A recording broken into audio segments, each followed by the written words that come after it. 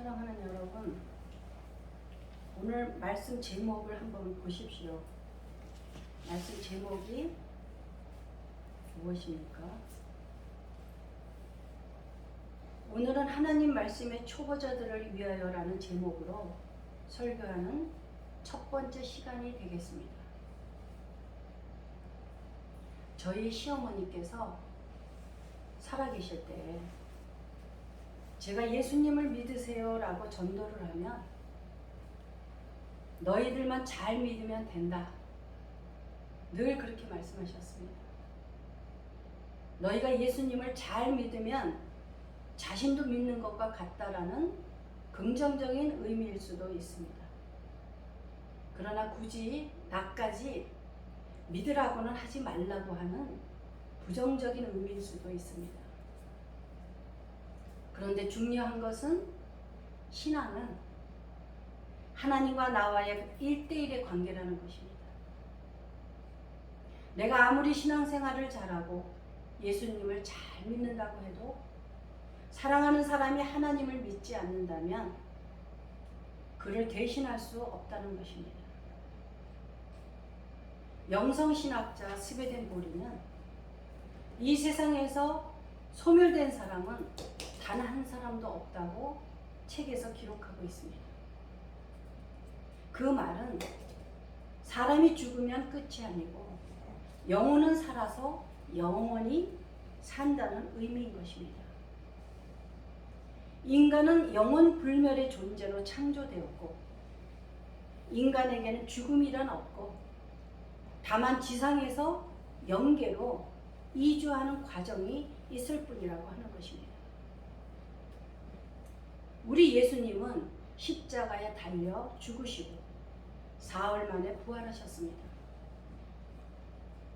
죽음이 끝이 아니라는 증거를 예수님께서 보여주셨던 것입니다. 예수님은 요한복음 11장 25절에서 나는 부활이요 생명이니 나를 믿는 자는 죽어도 살리라 이렇게 말씀하셨습니다. 우리 그리스도인들은 왜 부활의 소망을 가지고 사는 것입니까? 그것은 죽음이 끝이 아니기 때문입니다. 영혼이 없다고 생각하는 사람들은 당연히 죽으면 끝이라고 생각하기 때문에 하나님을 부정하는 것입니다. 그러나 그리스도인들이 믿음을 가질 수 있는 것은 하나님이 믿음을 주셨기에 믿어지는 것이지 우리가 믿으려고 노력해서 믿어진 것이 아니라는 말입니다. 너희는 그 은혜에 의하여 믿음으로 말미암아 구원을 받았으니 이것은 너희에게서 난 것이 아니요 하나님의 선물이라. 행위에서 난 것이 아니니 이는 누구든지 자랑하지 못하게 하려 함이라. 그러니까 믿음은 우리의 능력으로 우리의 힘으로 얻어지는 것이 아니라는 말입니다. 우리는 예수님을 구주로 믿고 모두가 구원받은 자가 되었습니다. 그러나 우리는 구원받았다고 해서 거기에서 머무르면 안 된다는 것입니다. 그리스도 안에서 자라가야 한다는 말씀입니다. 모든 성도들은 자신의 영적 성장을 위해서 하나님을 바르게 아는 지식의 깊이와 넓이와 높이를 추구해야 한다는 것입니다. 그렇다면 어떻게 해야 하나님의 진리를 아는 지식을 알아갈 수 있을까요? 성도들의 영적 성장과 성수의 가장 중요한 비결이 있습니다. 성도들은 하나님께서 주신 이성을 사용해서 성경 공부를 해야 하고 넓게는 신학 공부를 열심히 해야 한다는 것입니다. 하나님께서는 이 코로나가 만연한 이때를 위하여 저희 자녀와 남편을 성도로 삼아 양육하게 하셨습니다. 이것이 얼마나 큰 축복이라는 것을 생각할 때 하나님께 감사하지 않을 수 없습니다. 부모들은 자녀들이 교회 잘 나가지 않는 것으로 인해서 많은 고민들을 합니다. 그런데 여러분들은 이렇게 열심히 성실하게 주일마다 하나님께 예배드리는 것이 곧 하나님을 기쁘시게 한다는 것을 알아야 합니다. 코로나로 인하여 교회 출석이 어려운 이때에 특별하게 저희 자녀들을 양육하게 하시는 것이 저에게는 사명이자 의무라고 하는 것입니다. 여러분의 신앙 성장을 위하여 제가 최선을 다하지 않는다면 하나님께서 주신 사명에 불순종하는 것이 되고 책망을 받게 될 것입니다. 그러한 것을 생각할 때 그동안 절기설교를 해왔으나 이제부터는 성경 공부와 신학적이고 교리적인 것을 시리즈로 말씀을 나누고자 하는 것입니다. 성도들은 언제나 어린아이로 머물러 있어서는 안 되며 기독교적 지식으로 자라가야 합니다. 그러기 위해서는 어린아이의 음식인 젖을 버리고 단단한 고기 먹는 법을 배워야 합니다. 오늘의 히브리서 말씀은 히브리인에게 보내는 편지로 알려졌지만 편지라기보다는 권면하는 설교라는 것을 알게 됩니다. 우리들의 귀가 무뎌져서 알아듣도록 설명하기 어렵다고 하는 것으로 본문 말씀이 시작하고 있습니다. 그러면서 우리들이 벌써 오래전에 남을 가르치는 사람이 되었어야 하는데 오히려 하나님의 말씀의 초보적 원리를 남에게서 다시 배워야 할 처지라고 하는 것입니다. 아직도 어린아이이기 때문에 젖을 먹어야 하고 옳고 그른 것을 분별할 능력이 없다는 것입니다. 그러나 성숙한 자는 단단한 음식을 먹고 훈련을 받아서 좋고 나쁜 것을 분간하는 세련된 지각을 가지게 된다는 말씀을 하고 있는 것입니다. 이 본문 말씀을 메시지 성경으로 읽어보면 멜기세덱에 관해서는 할 말이 많지만 여러분의 귀 기울여 듣지 않는 나쁜 습관 때문에 여러분을 이해시키기가 어렵다고 되어 있습니다. 지금쯤 여러분이 선생이 되어 있어야 마땅한데도 하나님에 관해 기본부터 다시 가르쳐줄 사람이 필요하다고 말하고 있는 것입니다. 그리고 젖은 하나님의 방식에 미숙한 초보자들이 먹는 것이라고 말을 합니다. 사람은 태어나면 엄마의 젖을 먹고 이유식을 먹고 때가 되면 밥을 먹고 딱딱한 음식을 먹어야만 키가 자라고 몸도 마음도 성숙해져 가는 것입니다. 자라야 할 때 자라지 못하고 매일 젖만 먹는 어린아이로 있다면 얼마나 부모가 걱정되고 마음이 아프겠습니까? 어린아이는 누군가의 도움을 받아야만 합니다.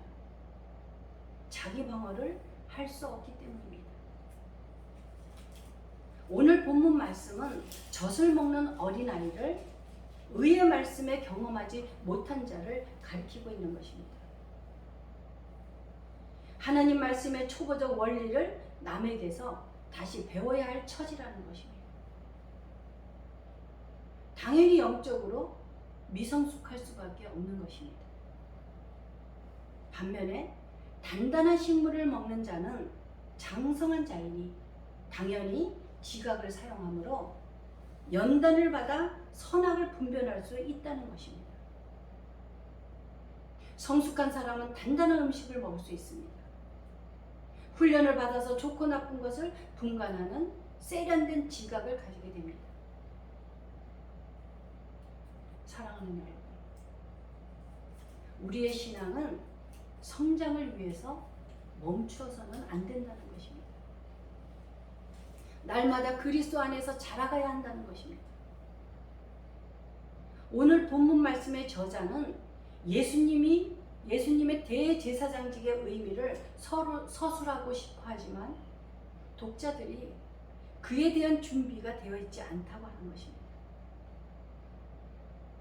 오늘 말씀에서 나오는 멜기세덱이란 구약에서 잠깐 나오는 아주 신비한 인물로 그에 관해서는 탄생이나 부모나 족보나 죽음 등에 대하여 아무런 기록이 나와 있지 않습니다. 그는 아브라함과 같은 시대의 사람으로 예루살렘의 왕이었으며 지극히 높으신 하나님의 제사장이었습니다. 히브리서 기자는 멜기세덱을 영원한 대제사장이며 하나님의 아들 예수 그리스도의 예표라고 말하고 있습니다.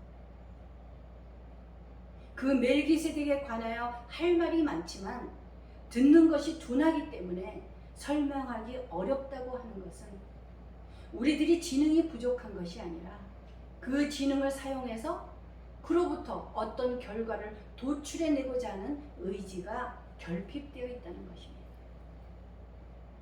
사랑하는 여러분, 여러분들은 초신자가 아닙니다.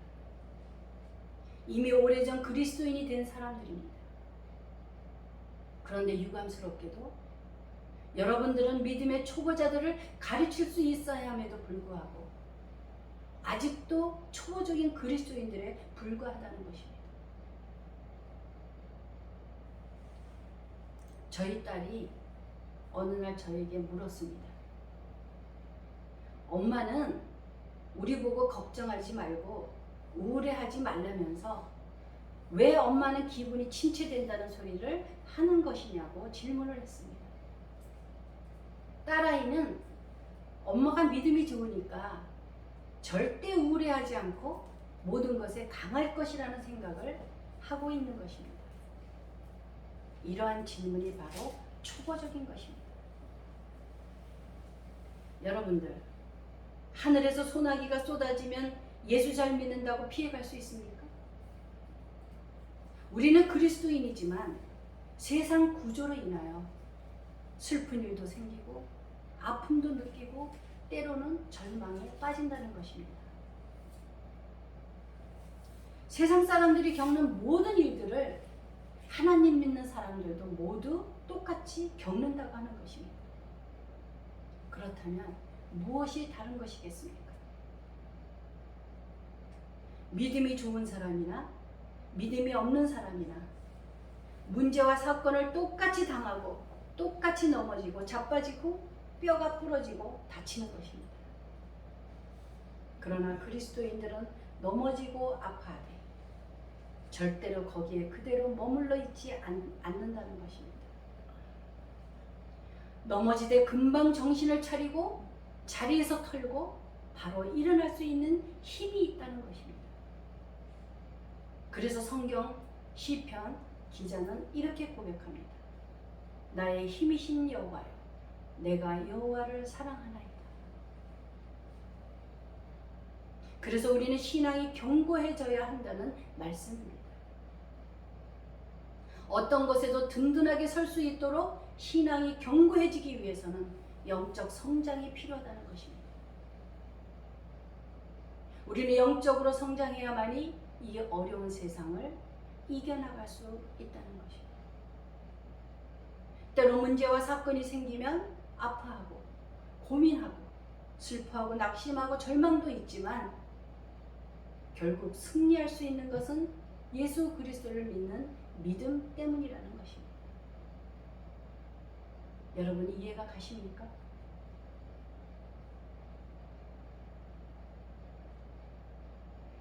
오늘 본 말씀 다음에 6장 1절과 2절에서는 그리스도의 초보적 교리를 넘어서서 성숙한 경지로 나가라고 말씀하고 있습니다. 그런데 여러분들은 주일에 교회에 나와 예배만 드리고 나면 그 다음 주일에는 성경책이 어디에 있는지 찾지 않으십니까? 한 주간을 보내면서 하나님을 알려고 성경을 한 번이라도 읽어보십니까? 예수님에 관하여 알고 싶은 마음을 가진 적은 있으십니까? 사랑하는 여러분, 믿음을 가지는 데 있어서 듣는 것이 절대적으로 필요한 이유는 들음은 이해에 필수적이기 때문입니다. 미국 교회가 배출한 최고의 신학자이며 철학자이자 영적 거인인 조나단 에드워즈는 신학 공부의 필요성과 중요성을 몇 가지로 이야기하고 있습니다. 첫째로, 어떤 은혜의 수단이라도 지식 없이는 유익을 끼칠 수 없다는 것입니다. 만일 청중들의 이해에 도움이 되는 아무 지식이 없다면 교사들의 가르침과 설교가 은혜의 수단이 될 수 없을 뿐만 아니라 청중들의 마음에 어떤 유익을 끼친다는 것은 불가능하다는 것입니다. 둘째로, 지식 없는 사랑은 있을 수 없다라는 것입니다. 전혀 알지 못하는 대상을 사랑한다는 것은 인간 영혼의 본성에 맞지 않는다는 것입니다. 사랑해야 할 이유가 먼저 이해되어야 마음의 합리적인 영향을 미칠 수 있다는 것입니다. 셋째로, 지식 없이 성례전의 효과는 없다는 것입니다. 성례전이란 세례와 성만찬을 말하는 것입니다. 성례전은 눈에 보이는 표지로 어떤 것을 표현하는 것입니다. 그런데 표지가 지시해주는 대상에 대해 아무 지식도 제공해주지 못한다면 그 표지가 무슨 소용이 있겠는가 하는 말입니다. 그리스도께서 죄인을 위해 어떻게 행하셨는지를 전혀 이해하지 못하는 사람은 그리스도께서 죄인을 위해 행하신 일에서 그리스도의 놀라운 탁월하심과 사랑을 맛볼 수 없다는 것입니다. 넷째, 신학 지식이 없는 사람은 무지한 이교도와 다를 바 없다라고 말합니다. 이교도들이 깊은 흑암 가운데 머물러 있는 것은 신학적 진리를 배우지 못해서 신학적 진리를 알지 못하기 때문이라는 것입니다. 그러므로 복음 설교가 우리에게 신학을 더 많이 알게 해줌으로써 우리를 이교도와 다르게 만들어 줄 것이라는 것입니다. 다섯째, 신학 지식이 없는 사람은 짐승과 다를 바 없다라고 말하고 있습니다. 만약 어떤 사람이 실제적인 지식이 있다 할지라도 자신의 존재에 대한 궁극적인 목적을 알지 못한다면 그에게는 이성의 기능은 아무 소용이 없다라는 것입니다. 그래서 이런 지식을 가지고 있는 사람을 볼 때 그는 짐승과 마찬가지라고 하는 것입니다. 신학은 우리 존재의 목적에 관련된 것입니다. 우리가 창조된 목적에 관련된 가장 위대한 일에 대한 것이라고 말하고 있습니다. 그러므로 사람에게 지성이 주어진 것은 다른 어떤 목적보다도 신학 지식을 얻기 위한 것이라고 하는 것입니다. 마지막으로, 신학 지식은 다른 어떤 분야의 지식보다 더욱 유익하며 중요하다고 말하고 있습니다. 신학 지식을 쌓아가는 것은 성경을 가진 모든 사람의 가장 중요한 임무라고 강조하는 것입니다. 사랑하는 여러분, 하나님이 어떤 분인지를 아는 것은 목회자만이 아니라 성도들도 알아가야만 합니다. 왜냐하면 하나님은 우리 모든 사람의 창조주이시기 때문입니다.